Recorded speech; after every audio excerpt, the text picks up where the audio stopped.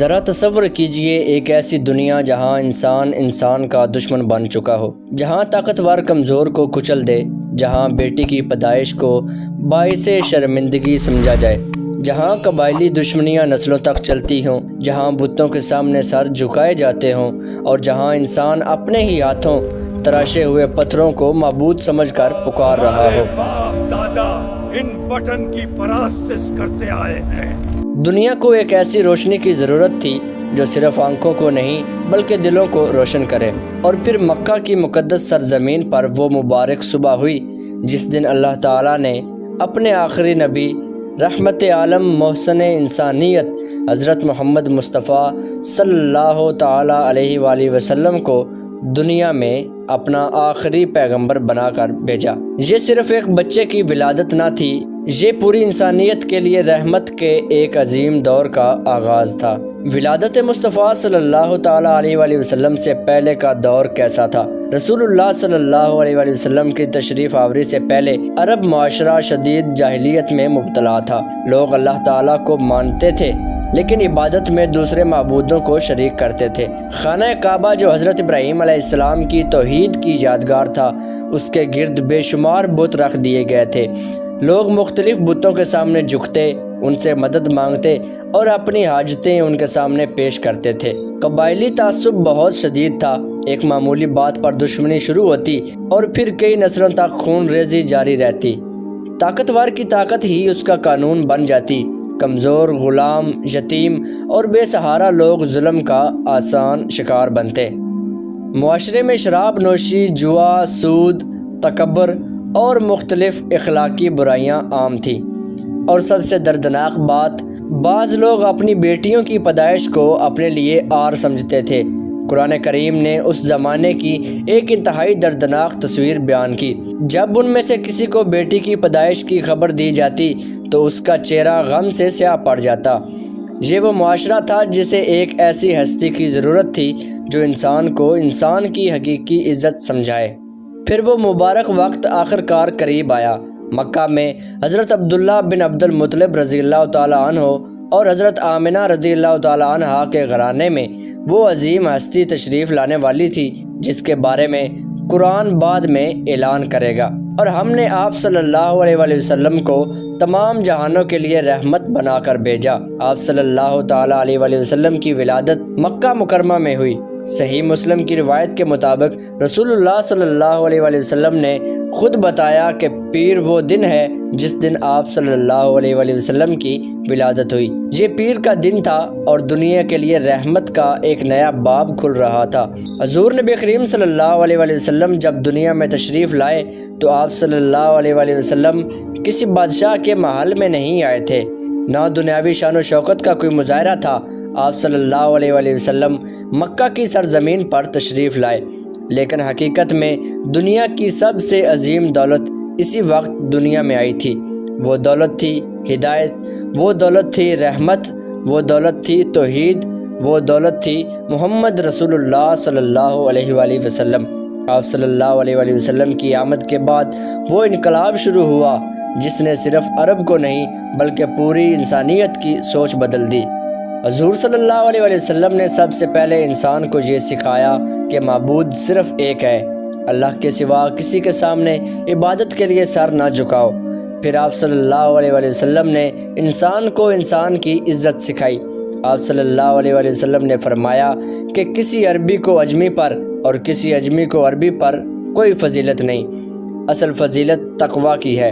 آپ صلی اللہ علیہ وآلہ وسلم نے یتیموں کے حقوق بیان کیے، غریبوں اور مسکینوں کا خیال رکھنے کی تعلیم دی، والدین کے ساتھ حسن سلوک کا حکم دیا، عورتوں کے حقوق واضح کیے، غلاموں کے ساتھ حسن سلوک کی ترغیب دی، اور ظلم کے خلاف کھڑے ہونے کا راستہ دکھایا۔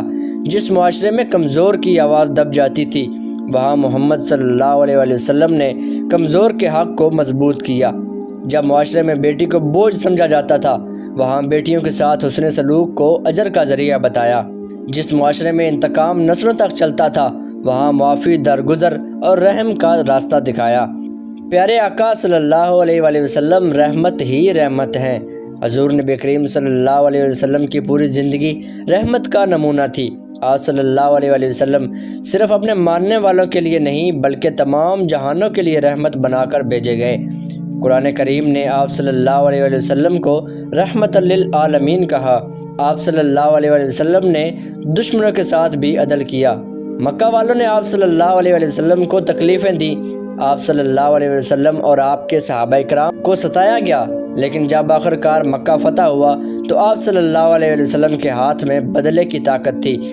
آپ صلی اللہ علیہ وآلہ وسلم چاہتے تو برسوں کے ظلم کا بدلہ لے سکتے تھے، لیکن رحمت کے نبی صلی اللہ علیہ وسلم نے عام معافی کا راستہ اختیار فرمایا۔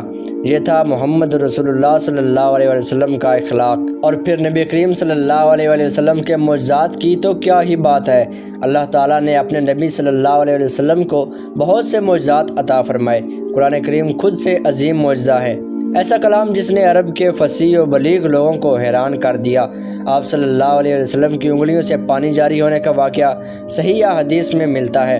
خانے میں برکت کی متعدد واقعات صحیح روایات میں موجود ہیں، اور قرآن کریم نے چاند کے شق ہونے کے واقعہ کا بھی ذکر فرمایا، جس سے احادیث میں تفصیل سے بیان کیا گیا ہے۔